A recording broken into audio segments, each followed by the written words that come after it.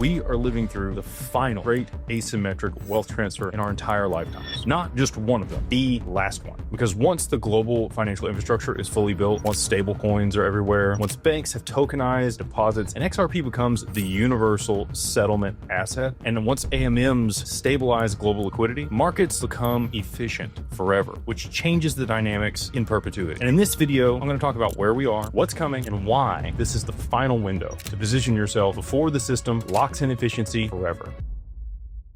So we know the system's broken. Unless you've been living under a rock, you're aware of how SWIFT operates. There's Nostro-Vostro accounts, about $27 trillion that's locked up to be able to settle cross-border. And this traps liquidity. And that liquidity earns nothing for the banks. They can't move it. Got to sit there so that they can settle it. And that's why there's such latency and cost involved with wires and all the things that have happened. And now that we have ISO implemented as of November of 2025, at least we have the messaging layer of that standardized across all this new global banks and other people. That's kind of the precursor to instant settlement. They have to be able to standardize the messaging before, they're able to settle real time. Otherwise, they're going to be reconciling all that on the back end, very similar to the back end of the stock market, which still moves T+1. But right now, that liquidity is frozen and it pauses a bunch of things. Insurance settlements, it takes longer for mortgage payments, it takes longer for you to get paid. There's a ton of inefficiencies in how money moves today. It doesn't move like water, which is kind of the whole premise of currency. It exists in a way that doesn't move trustless and it's very slow. That's why you're capable of getting asymmetric bets, because of the inefficiencies, because the system is broken, because people are emotional in markets. And on the other side of this stuff, none of that's going to exist. The spreads, the arbitrage, and many of the other ways that people generate significant returns for themselves via investing, that's going to be truncated. It's going to be a regression to the mean. And that's what we're going to break down here for you today. So that all kind of starts with stable coins. In summer of this year in the US, we finally got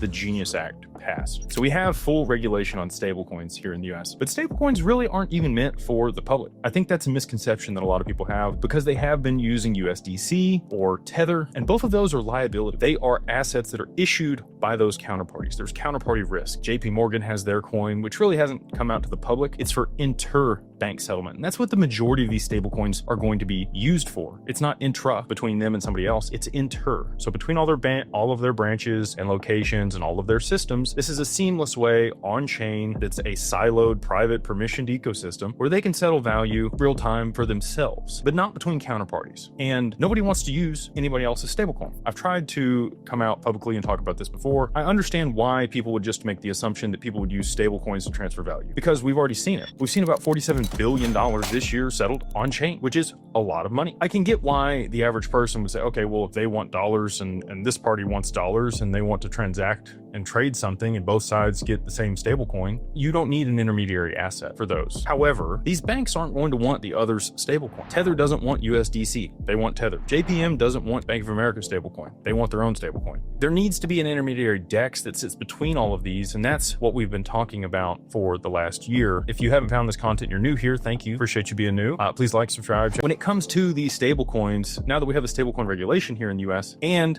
banks can hold digital assets to pay fees for the gas on these networks, I think you're going to see the proliferation of this, but it's not going to come out to the public in the near future. I think it's going to take at least another 2 or 3 years before this to be adopted for the general public. And I think that that's actually going to go a different direction. I think we're going to get tokenized deposits. If they did, let's say people do decide we don't need an intermediary bridge asset, what would that do? Well, it would just exacerbate the Nostro-Vostro accounts. You would have hundreds of thousands, millions of these deposits held across all of these banks, again, trapping capital because they're going to have to hold their stablecoin with the counterparty to settle. Because again, they don't want that stablecoin. They want their own. You're going to have some intermediary to be able to settle that value. And this is really where XRP shines. It becomes the universal settlement layer between all of the intermediaries, institutions, enterprises, banks, for back-end settlement between their infrastructures. Public, I think, probably ends up on Hyperledger or Hedera. There's a few other very well-known prominent blockchains, L1s, that will work really well for peer-to-peer and merchant services. But as far as back-end settlement, institutional adoption, XRP really kind of takes the cake on that. And you can do your own research. You can look at Solana, you can look at